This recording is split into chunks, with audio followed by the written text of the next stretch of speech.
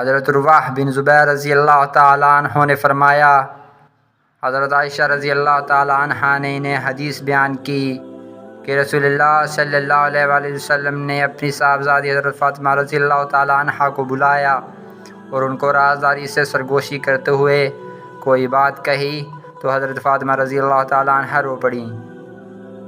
آپ صلی اللہ علیہ وآلہ وسلم نے پھر ان کو رازداری سے کوئی بات کہی تو وہ ہنسنے لگیں۔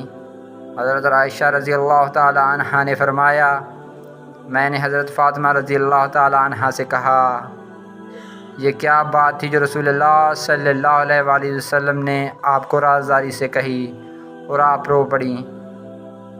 پھر دوبارہ رازداری سے بات کی تو ہنس دیں۔ حضرت فاطمہ رضی اللہ تعالیٰ عنہ نے فرمایا، آپ صلی اللہ علیہ وآلہ وسلم نے میرے کان میں بات کی اور اپنے وصال کی خبر دی تو میں رو پڑی۔ پھر دوسری بار میرے کان میں بات کی اور مجھے بتایا کہ ان کے گھر والوں میں سے پہلی میں ہوں گی جو ان سے جا ملوں گی، تو میں ہنس دی۔ صحیح مسلم حدیث نمبر 6312۔